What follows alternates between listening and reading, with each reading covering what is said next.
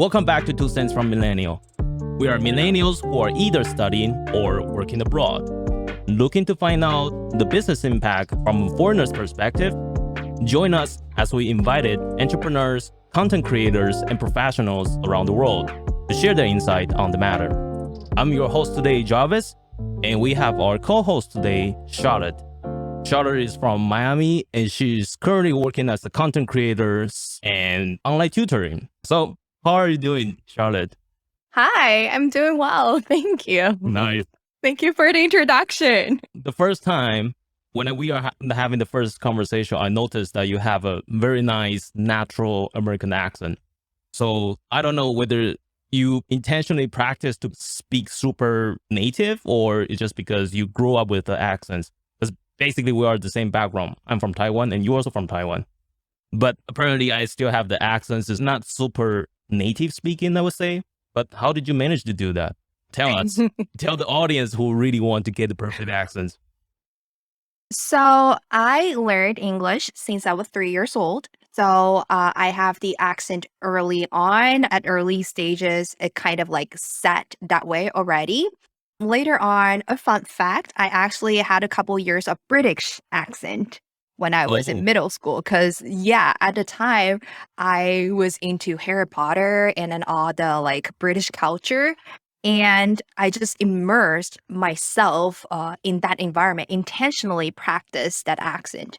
And later on, since most of my classmates and friends, they came from America, or I just get influenced a lot more with American entertainment and culture.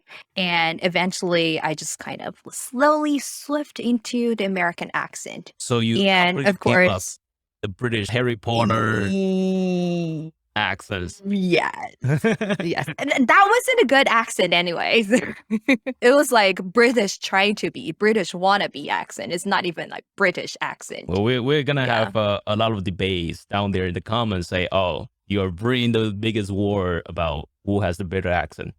But I don't know, what brings you to the US? Like, why you decide to stay in Miami? When did you start it in Miami? When did it start? I came to Miami 7 years ago, which means that I've been here for 7 years already. And the original reason what brought me to Miami was school. Yeah, Okay. I studied music business as my master program in Miami, in the University of Miami.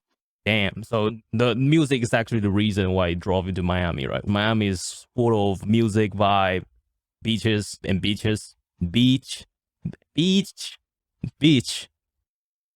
Yeah, I'm gonna just keep this part cut or maybe not. Yeah, sort of have a Bloopers. great beach. Great beach. Jeez. Great bitches. Great beaches. Anyway, what is the current restriction there about the COVID? Because I mean, I'm currently in Germany and apparently we still have to wear the mask, go to the supermarket and also the transportation. But does it have the same restriction there? I would say different states have different regulations. We have to remember that America is a really, really big country and it functions slightly different from other parts of the world, especially in Taiwan. So I would have to say, at least from what I know in Florida or specifically in Miami, people are not wearing masks anymore. We Not don't at all. have the mandate anymore. No. Completely not wearing the mask when you enter any closed area like club, movies, theaters, no regulation. Well, it's optional, but it's not Okay. mandate. Yeah, Oh, okay. personally, I'm more on the careful side, so I still wear masks whenever I go. But most people, at least from what I see, are not wearing masks Anymore. It's optional. I mean, if you want to, you could have it. People wouldn't give you like a weird look, not like pre-COVID. But then right now, people are not forced to wear masks. Right. So even right now, we see Miami, the music festival just come back since 2020 because COVID canceled the entire Ultra Music Festival. And I think it was on the last weekend, I believe, on 25th of March until 27th. So, it's actually super exciting to see such an exciting event come back to life, right? Have you been to Ultra Music Festival? Don't tell me you don't. Of course I did. Okay. How was Yeah. it? Well, it was fun. It was tiring. And at the time I went, I was at the first and second year in Miami. So I was really, really excited about everything. But now, a couple years after, thinking back, it's actually pretty gross. It's actually pretty gross. Why? From what Yeah. point of view? So, from the overall experience, pretty much if you are not having a VIP section or you're not a VIP, Mhm. for general admission, you are trying to squeeze in as close as possible to the stage. And we all know Miami is extremely humid. And so, All like, right. partying 3 days, and as you know, those kind of EDM festivals, people don't tend to wear that much. Mhm. So, girls are wearing bikinis or even less, like, Probably don't wear a anything. nipple paste. Yeah. Yeah.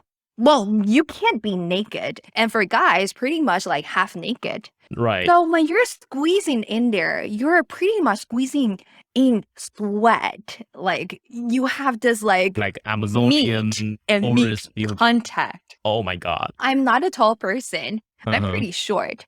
So the air I could breathe in is pretty much like sweat and smoke, like weed and All kinds of stuff. possibly other stuff. Yes. And like recycled Recycle, yeah. you know, Inhale and exhale. oxygen. Yes.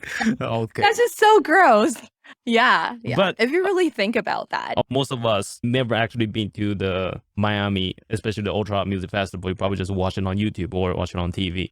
You feel sort of motivated, like you want to be there at some point in your life, right? I personally went to the, what was it? I think it's 2018 or 16. Yeah, somewhere 2016 is called Road to Ultra. It's not even the real Ultra Festival, but pretty much the same. It's pretty crowded and rave. Everybody is like going crazy, but you still have that sort of physical contact all the time. Yes. But what was the Yeah. DJ lineup when you were there? I remember mine at that time. There were two big guys. One is Umets Oskan, and the other one is Above and Beyond. It's kind of like not super official, like all big names. But what about yours? Mhm. I think Road to Ultra and Ultra, they are very different.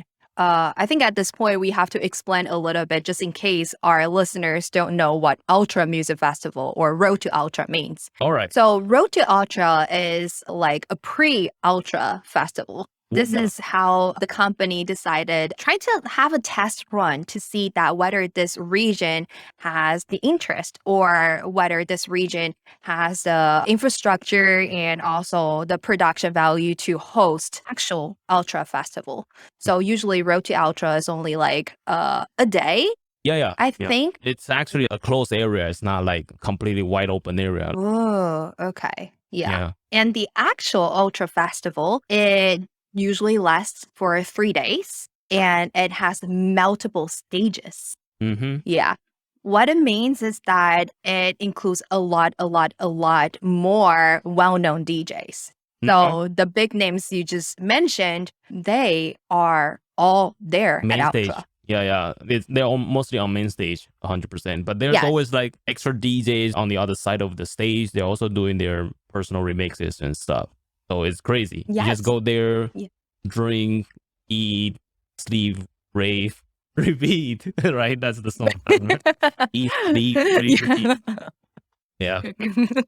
I mean, if you come from a electronic background, you should pretty much know what the Ultra is. But after the COVID, everybody's still not concerned anything and just go there, flood it in there. Yeah. Well, for that, for all the festivals and I believe in concerts, they do required to show your vaccination record, if any, or a negative report upon entry.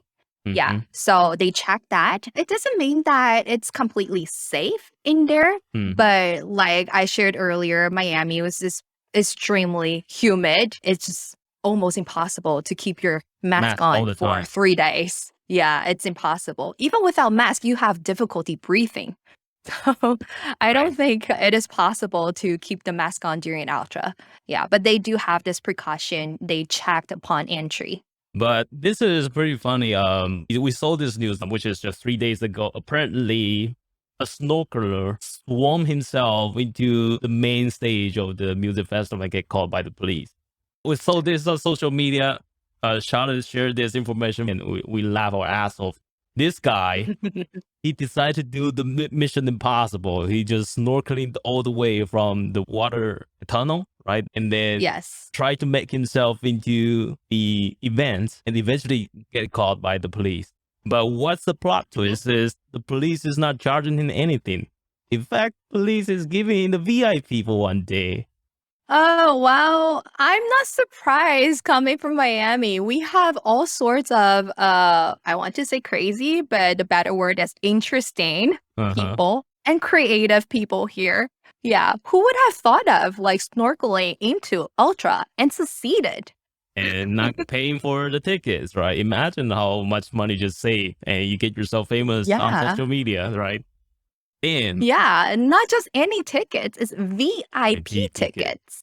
Yeah, good Yeah. marketing strategy. I mean, this is kind of a concern, I would say, in general. It's just when I was having the conversation with some of my podcast hosts before, internet is kind of, we make people have more chances to reach out to be heard.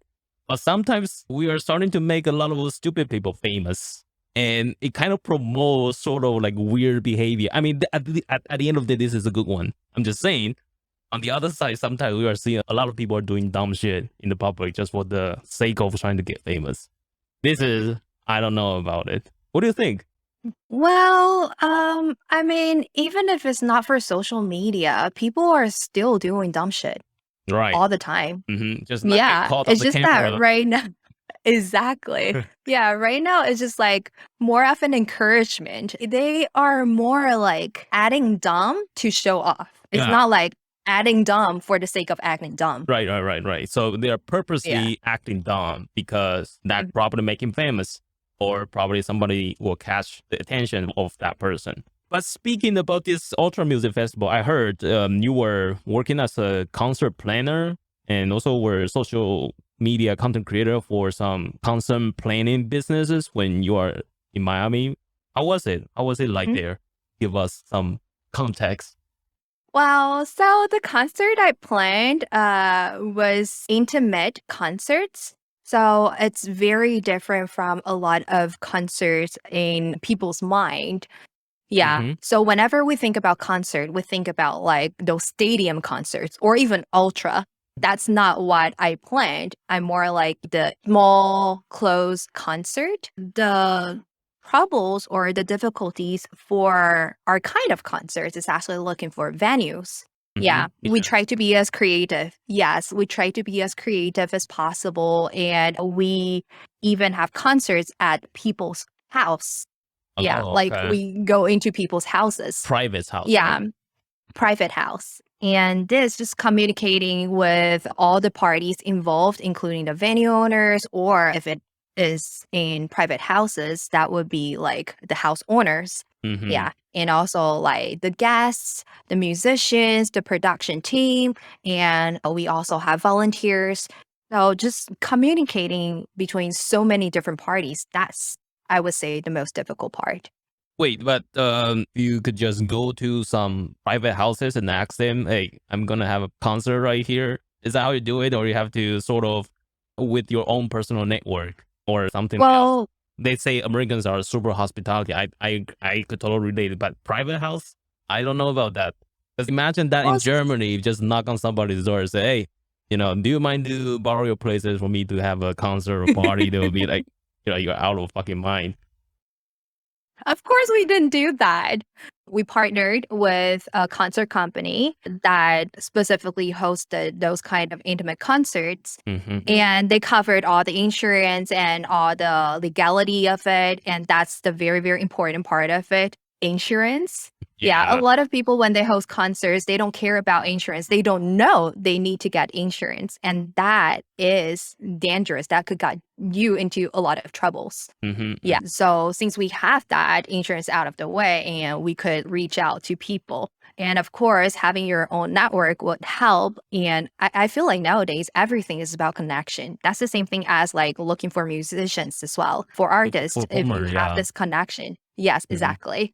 Yes. So connection definitely is a key. But how did you land up in that job when you finished the graduate or you already started working in that company during the studies? This is a funny story. This is also about connection. All right. I definitely look for the job. We already defined our today's podcast topic is all about connections. We're going to talk about it One through all the entire podcast. 100%. Right. I would say 100%. Yes. So how was Yeah. the connection like? So the person invited me to get the job was actually my classmate. Wait, so your classmate know someone who is hosting concert and just say, come over and you just get the job? He has his own recording studio and he is a sound engineer and he has his own connection network already at the time. Yeah. Oh. And then he was just looking for somebody to help him to work together Mhm. and to build something together. And I guess I'm a perfect candidate at the time. He Damn. trusted me and then he asked me to be on board. Yes. Imagine you are a foreign student studying in US and try to get a job. That's Mhm. just how difficult we have been seeing. People are struggling to get visa extension and get a job, especially. It's just incredibly difficult as a people who is not even there or people who are there but as an outsider. And how did you find the visa application in state? Is it complicated as what the media says, or is more or less not that complicated if you have the connection? It is extremely complicated, even with connection. Damn, okay. Yeah. Especially in US. US, well, the whole visa thing is just a mess, to be honest. How it usually works is that after you graduate, you could apply for a period of time called OPT. What it Mhm. means is that an extensive internship opportunity usually is 1 year, but if your major is qualified as the STEM program, which are like engineering, mathematical, or those kind of science related majors, you will have 3 years OPT period. Wha- And then during this time, yeah, you supposedly are looking for internship or potential opportunity to switch or transition this internship into a full-time job. Yeah. Or not really a full-time job, pretty much a job that job could sponsor you that with visa. the contract. Oh, so you rely on sponsorship from the company. You cannot do it on your Exactly. own. Can you do that on Of your own? course not. In most cases, Uh-huh. you have to rely on the company. In rare cases, unless you are opening up a businesses and that's something else, there are many, many different types of visas in America. But Mm. we're just talking about the most common H-1B visa in Right. America. Right. Yeah. Mhm. So you cannot, let's say, go to the authority who is handling the visa application and tell them, Mhm. I have the contract with this company, so give me the visa. That's not how it works. Oh, no, it's Oh, what not the that hell? easy. You're trying to get visa from American government and Mhm. how American government, or I think in any other countries, how it works is that they do not listen to foreigners. They only do business with their own people. When it comes to visa, Mhm. yeah. Mhm. So they have to like apply, double check, yeah, and they have to receive the application from American entity. Either is like American company or in a marriage green card. In those cases, they are listening to American citizens. Mhm. Yeah, Mhm. it's never the foreigners or the immigrants applying for a visa. Of course, this is like the regular, well, not saying regular, most common situations. There are other different types of situations like asylum, refugees, and all that. That's something else. Yeah. Totally different Mhm. process. I'm just reflecting in Germany. Bureaucracy is pretty much the same problematic. You have to rely on company willing to support you. And unfortunately, sometimes if you request the company to support you for the visa, you are literally just out of their option. This is very challenging as an outsider. And of course, Mhm. if you could figure out by yourself, that's the best. And unfortunately, probably that's the reason why they have this rules that don't want to get scammed by foreigners if you just like create a Yeah. random contract and claim that you're working for this and that, right? Yeah. And in America, the working visa journey doesn't stop there when you find a sponsor. I think that is the biggest difference between other countries' visa Uh-huh. is that since there are so many people trying to get visas to work in America, Mhm. they have this kind of like lottery Yeah, I heard that. So they have to Understand draw the stuff. line. Even if you find a company, even a company like Want to compile do it. all the documents and then send out the application, they wouldn't look the government by saying they as the American government, they wouldn't look into your application yet. You have to win the lottery first, then they will start looking into your application. In other words, if you didn't win the lottery, goodbye, see you later. So there's no chance to wait for another year to participate the lottery again.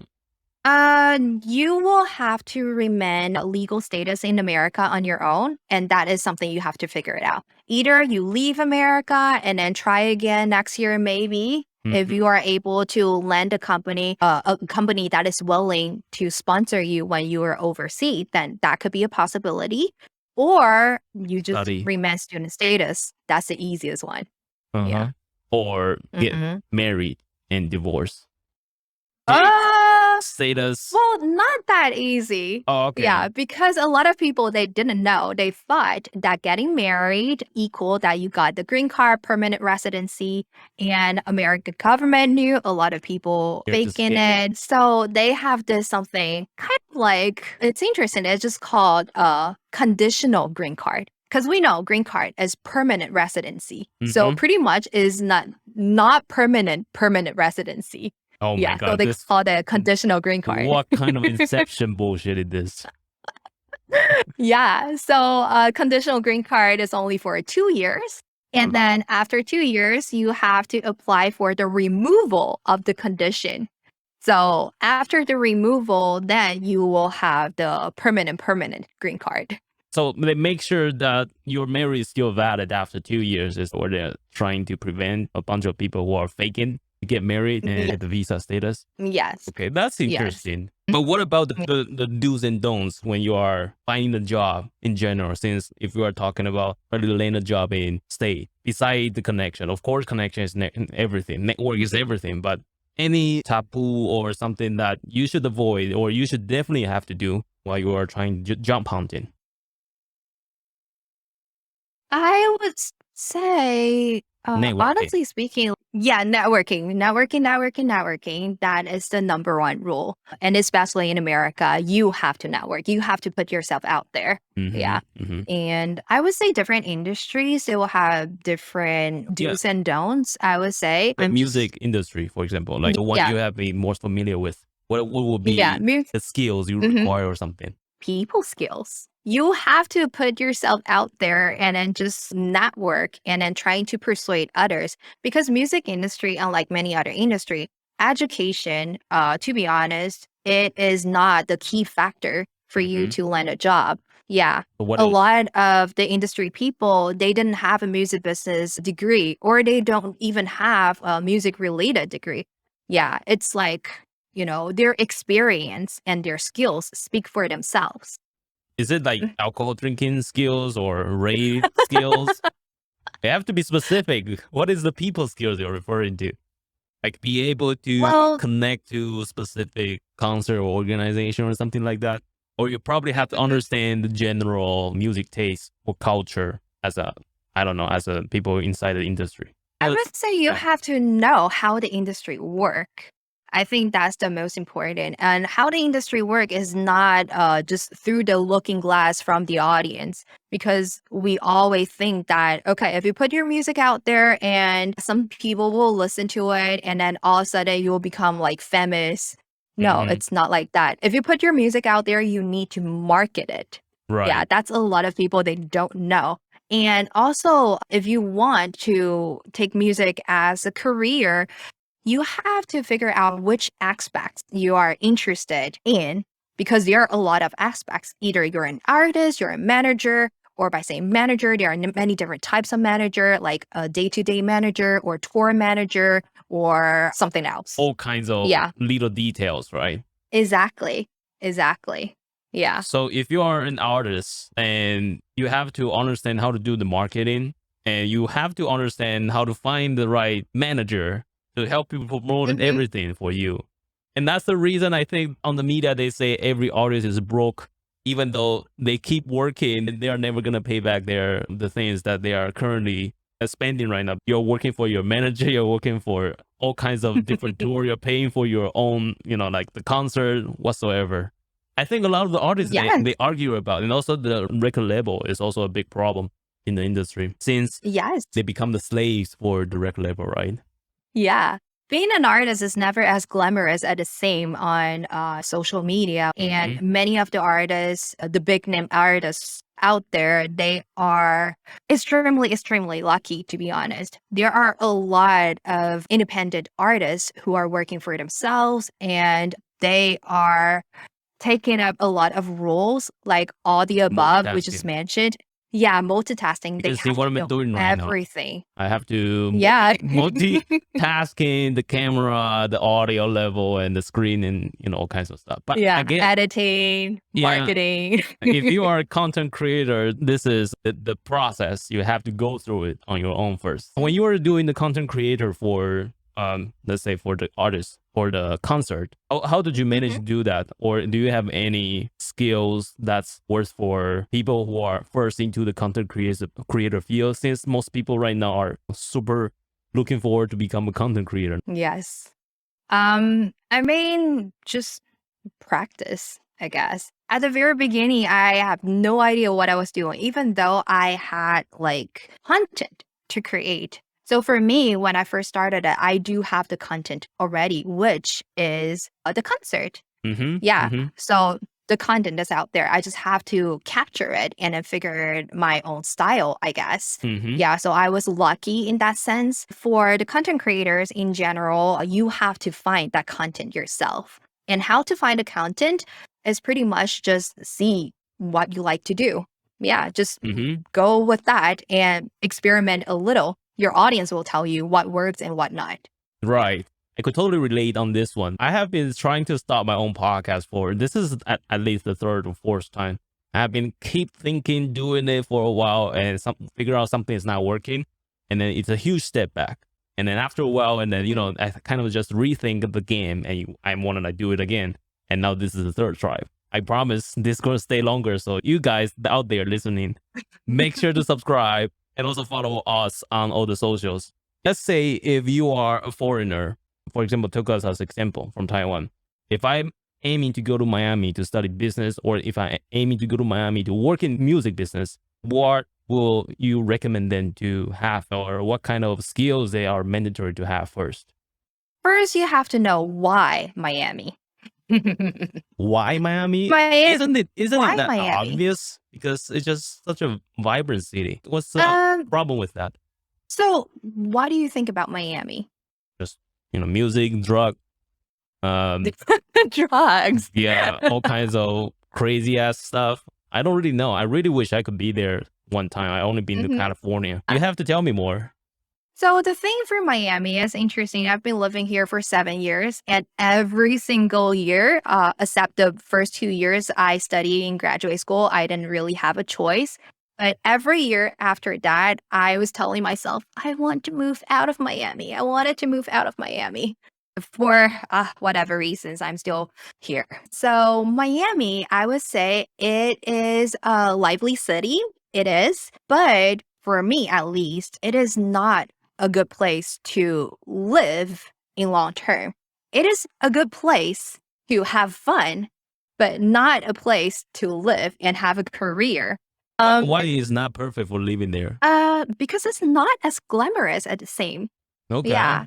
And I came from Taiwan. It is safe and convenient place, I would say. In Miami, you need to have a car. But then the catch is Miami drivers are aggressive. So either you yourself become an aggressive driver or you can survive. You have to drive like a gangster. That's what Taiwanese style, right? The gangster style of driving. Well, Taiwanese gangster style is too nice compared to American, Miami aggressive style. Oh, right. Okay. Yeah. And another thing is that you need to know Spanish. Miami, unlike a lot of American cities, it does have huge Hispanic population. So Spanish pretty much is secondary language. Second language. Yeah. And all the jobs pretty much, they require you to be bilingual. And by saying bilingual, it's not like us. Like Mandarin and English. I am also bilingual. No. Mm.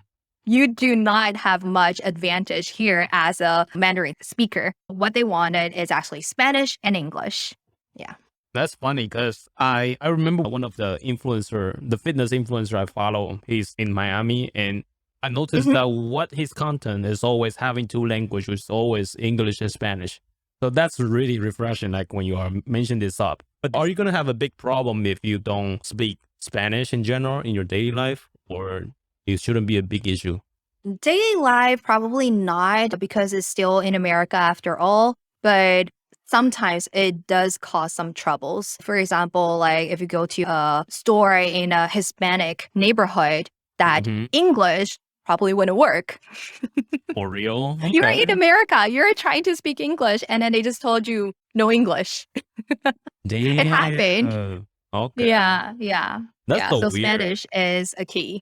But Mhm. don't you think they understand English that they just prefer not to say or speak, or they literally cannot speak a word of English in that case? I would say some people, they really don't know English at all. And how could they actually stay there because they were born there? There are a lot of immigrants here, Uh, and since Miami already established itself as like a bilingual city, I would say a uh, lot of the signs, a lot of people around, they could speak Spanish. So it is understandable that you came here and then you don't speak any bit of English and then you are still able to survive. It is a little bit similar like LA, like in Chinatown. If mhm. you speak only Chinese, you You could still can survive survive. perfectly well there. Yeah, yeah, that's the same thing. Damn. Well, I Yeah. guess in state there are so many different regulation in different state, and also you have like different what is that called communities out there, right? You have different culture background. In Germany, as example, they sort of don't allow that. They don't really want you to have your own community. We cannot find a place is called Chinatown or Japantown or something like that because I think the purpose of here is they try to make sure immigrant is involved into their local culture instead of like you're playing your own, party in a small area. It's pretty interesting to That's know. interesting. But does that work? It's you cannot find the places called Chinatown or Japantown. You can sort of figure it out which city has the most Japanese or Koreanese or Asian, let's say. But there won't be a specific label on the street saying, "Oh, this Mhm. is Chinatown or this is Japantown." Super different from what I know because when I was in California, they also have Japantown, Chinatown, and now in Germany, you just cannot find anything. You have like Asian market located in here, that part of the city, and probably some Turkish market in other part of the city. But the government would never allow like only Turkish people could be here or Chinese people could be here. So it's so different. Mhm. Yeah. Which one would you prefer? Like having in Chinatown or like just having it scatter all over the city? To be honest, I feel what the German government, how they plan out this makes sense because they have so many refugees from eastern of Europe. And so you have to force these people to fit into the German society in order to build up more labor force for the business development in the future. If you just let the refugee plane together there in their own places, the refugee camp, they're never gonna integrate it. And then why you want to accept the refugee in the first place, right? So it's sort of like the strategic way to accept refugee and to make them working for German society, pay more taxes. I'm probably going to be part of that in the future. So, it's going to be tricky. Yeah, but then it makes sense. But in state, I guess freedom is freedom of, state cannot mandate you to do any this and that. And it has a lot to do with money. So in Miami, is it going to club in Miami is expensive? It is, especially alcohol in the clubs. It could be insane. Yeah. Like, what are the range? Just give a reference. Like, what is the cost of a beer? The cost of beer could be like $10 and above inside a club. If you want something else like cocktails or something, that could be like $23. Yeah, that is insane. I don't know whether this amount, it's still the same right now, but that was the amount when I was still out and partying around. A beer for $10. A beer. hmm Bottle of beer, like 330 milliliter or 500 milliliter, like this one. Honestly speaking, like I never order beer in there. And back then when I party with my friends, we usually pregame at home. Yeah. I know that. You have to get yourself half drunk before you actually go to the club, Yes. Yes. or otherwise you get broke. It's either way. You get drunk Yes. first, or you Yes. get broke. Your choice, right? Exactly. Yeah. Yeah. What was the nightlife there? Probably is way better than Germany, especially Munich. In Munich, we don't have so much nightlife in general. What about in Miami? It's a party city, I would say, but that is in specific parts of Miami. Miami is actually a pretty big place, Hmm. and usually those clubs and nightlife happen in downtown or in Miami Beach, the beach area, Hmm. and a little bit in Brickell area as well, which is like the business area in Miami. We know the Ultra is actually hosting somewhere close to the beach, right? And some, It is yeah. yeah, downtown. It is in downtown. It's close to the beach, but not on the beach. And some of Yeah. the person who just sell their boat somewhere close on the beach and then watch it there, because you have firecrackers, just like watch the firecracker party from along this Fireworks. Yes. fireworks. Yes, Firecracker. they do Cracker that. is from Chinese. Jesus Christ. Yeah, firecrackers is like for Chinese New Yeah, Year's, for they Chinese. have Yeah, it. fireworks. Yeah. Fireworks. They are pretty much the same. Yes. Well, One is just messy, and then the other one is yeah, romantic, if you want to say that. Yeah. acceptable. What is Yeah. the bar experiences or club hopping there, especially as a women? If you Mhm. go to the club, you normally have to go out with sisters, right? Or you can just go there by yourself. Is there any concern, or is there any like taboo or stuff, restrictions, nightlife in general? Well, depends on how brave you are. Okay. Yeah, I am not. So I always hang out with friends, and I started to notice that hanging out with more friends is safer, and Hmm. especially with guy friends, well, a lot Always. safer. Hmm. Yeah, it's always safer. I used to hang out with just me and another girl, and if the girl happened to be Asian as well, that would be pretty dangerous. Yeah, usually we got hit up a lot by like random guys. They came over trying to talk to us or trying to get our numbers. Yeah, we Hmm. kind of have to flee at the scene. Yeah. It wasn't, a good experience. Yeah. So you're gonna always But think that for there's a guy friend that's a bodyguard, let's say. not always. It depends on the bars. Uh-huh. Yeah, there are many different kinds of bars around, and there was one specific bar I went quite often is next to our school called Titanic, Mm-hmm. and that is a pretty safe bar. And we usually went to listen to music, and there nobody would really like, bother. And speaking of this, we do have a bar or well, not really a bar, it's more like a restaurant on our campus that is selling beers. Wait, you can drink inside the campus? Well, I mean, it's pretty common in Yes. Germany, but I don't know about state, because you probably have to be 21 years old, the restriction. Yes. So they're Mhm. selling that in campus.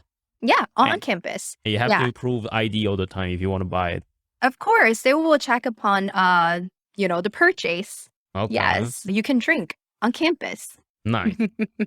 I probably watch too much American sitcom or opera, but they say in campus there are a lot of free condoms because the STDs issue. Is that really what you experienced when you were studying, or you probably just made it up on the fucking TV? I was a graduate student, and graduate student, you just have to be responsible for yourself, I guess. So nobody offered us condoms. So this is not totally true. Not exactly. But I'm not sure about undergrads, whether like clubs or certain health centers or whatever they are hanging it out. But I do believe that in high school, maybe, just a maybe, I'm not sure. I didn't study high school here, but Mhm. maybe they hand out condoms. But when Yeah. you are hanging out with friends, some of the local people probably will, share the experiences, right? Ever encounter that? I thought they are What experience? when they are young, when they are in the schools, their first time or their sex life. I don't know. Is that common things to talk about, or is not super common to talk about? I would say it depends on people. I noticed that a lot of Hispanic culture, they do have the similarity with Asian cultures in saying that many of them, they are pretty protective and tend to be more private about certain relationship issues. Mm-hmm. Yeah. So you cannot So talk sex openly in general. well, not cannot is like they tend not to. They decided not to talk about it openly. And of Mm-hmm. course, it depends on people. From what I know, or at least the friends I have around me, we are not extremely open about that. I did have a friend who is extremely open about her one night stand stories. So Yeah. she's like making some achievement and put some milestones on her personal life stamp, something like that. Wait, is she from local Hispanic or? She is not local. She is from California and she has Hispanic background. Yeah. Oh, Yeah. But funny. then I think it's just, personally, that is just her personal preference. She could Right. talk about her sex life with like practically strangers. Some people are they just live the best in their current situation. They don't give a fuck about other people's opinion. But what I found Mhm. pretty funny is, I remember one time, I think it's a comedian stand up. This is the scenario. Say the same for you guys. Mhm. So one guy is trying to tell you, so who are you going to vote for president this year? And the other guy say, let's not talk about something so private. Let me share how I fuck my wife. And then this is just how crazy it is. You think about discussing who to vote is more private than how you fuck your wife. So I don't know. This is so weird. Probably sex is so openly discussed, but also it's a taboo for some reason in different circumstances. Yeah, I would say it still depends. Even though we say like one culture generally is more conservative or one culture is generally more open, but whether you wanted to share about this or not is still up to you personally. Yeah. Mm-hmm. I wouldn't say that in Taiwan we are that conservative as like years before. Right. Nowadays we also see a lot of YouTube channels, like a lot of like street interviews. Mm-hmm. They just talked about sex Yeah. randomly. But Yes. overall, it's all about the medias, right? Media will portray the frame, the stereotyping, and that makes a lot of the people already have the pre-assumption for whatever situation the other person have. So this brings to today's first meme. So if you're a podcast listener, I'm sorry, but I'm very gonna explain you with this. This is what I find is so relevant as a person who want to find a job in Germany. And we all know that the recent Oscar, Will Smith just bitch slapped Chris Rock because Chris Rock was talking shit. Not talking shit. Chris Rock was making a joke about the hair of Will Smith's wife, right? But in this meme, I find it pretty hilarious. Also credit to this Astro Germany. This Will Smith, he has very good German knowledge expected. And the person who gets slapped, Chris Rock, is a job description that's perfectly suits me. So what does this mean? It means in Germany, every job position, they don't care too much about your skills, whether you fit into a position or not. Very good German knowledge is priority. They just say, as long as you speak German, generally have so much higher chances to get hired. And unfortunately, the people who are still managed to learn this language, it's a huge struggle. And you just get slapped by this perfect German knowledge expectation all the time. Does it also relevant in the state that you definitely need the good English speaking skills? Or like you say, it's not necessary, right? You can literally just survive with your mother tongue somehow if you just live in that community.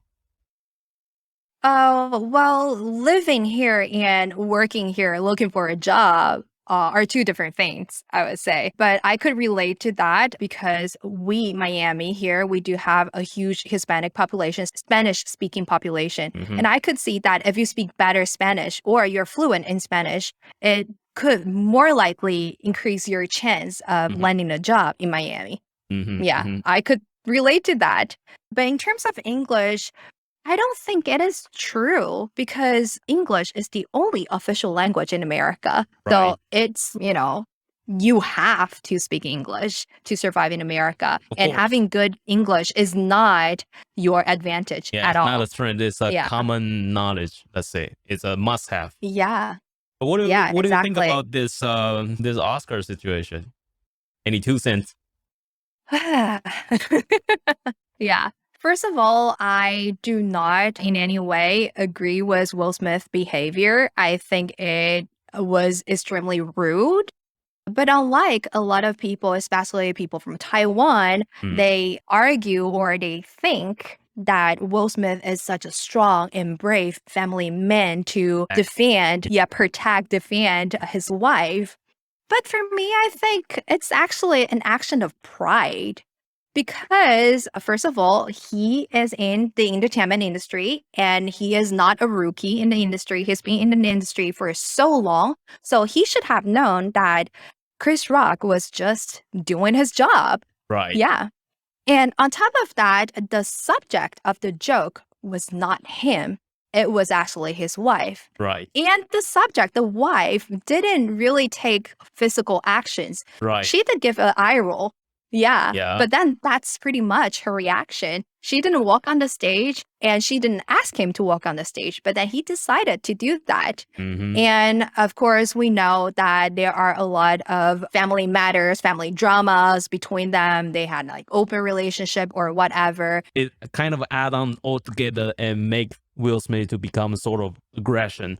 But I don't know. To be honest, I think Chris Rock is just doing his job. You know, after that slap, even he won the Oscar. Like nobody really cares about the Oscar he won anymore. Everybody just focuses so much on his slap, and that's a huge loss for Will Smith.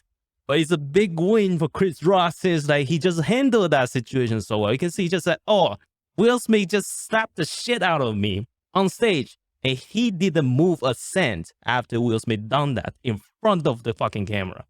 Yeah. And also afterwards, he took the high road, decided not to sue Will Smith. That's also a great move. Imagine he that just sue Will Smith and actually make this an NFT. Chris Rock will become a fucking rich person on the planet. I'm not gonna lie.